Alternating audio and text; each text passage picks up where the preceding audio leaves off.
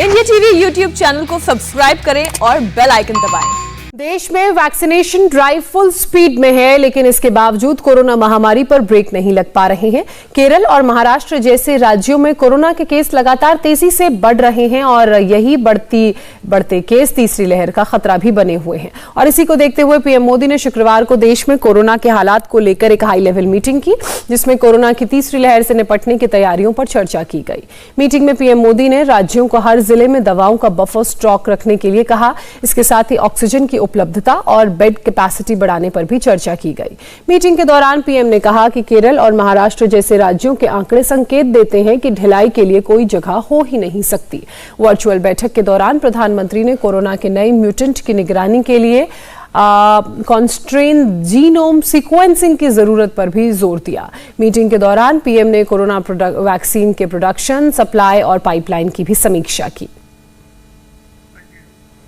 Corona पर high level meeting हुई है और प्रधानमंत्री नरेंद्र मोदी की मौजूदगी में ये हाई लेवल मीटिंग हुई।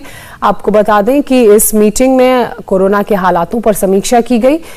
राज्यों को पीएम हर जिले में रखे जो दवाओं का स्टॉक है, अब उसको लेकर भी इस बैठक में बात हुई है। और पीएम मोदी की इस बैठक में न सिर्फ कोरोना के हालातों पर समीक्षा हुई, बल्कि प्रधानमंत्री मोदी ने हर राज्यों को निर्देश जारी किए कि जो बफर स्टॉक है उसका भी इस्तेमाल किया जाए।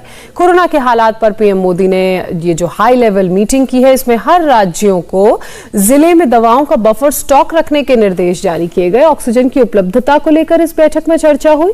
केरल, महाराष्ट्र में कोरोना के मामले क्योंकि तेजी से बढ़ रहे हैं, तो केंद्र सरकार ने ऐसे में आंकड़ा साफ करते हुए बताया कि कोई ढिलाई चलेगी नहीं। प्रधानमंत्री नरेंद्र मोदी ने कहा। पीएम ने वैक्सीन के प्रोडक्शन और सप्लाई की भी इस दौरान समीक्षा की।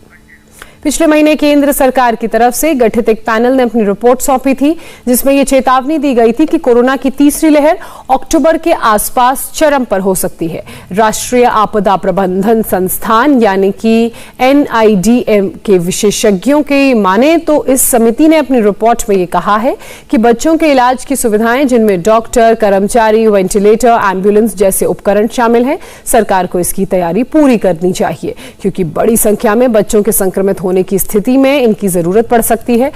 त्योहारों के सीजन में स्थिति कंट्रोल में नहीं रहने पर विशेषज्ञों ने तीसरी कोविड लहर की चेतावनी भी जारी की है।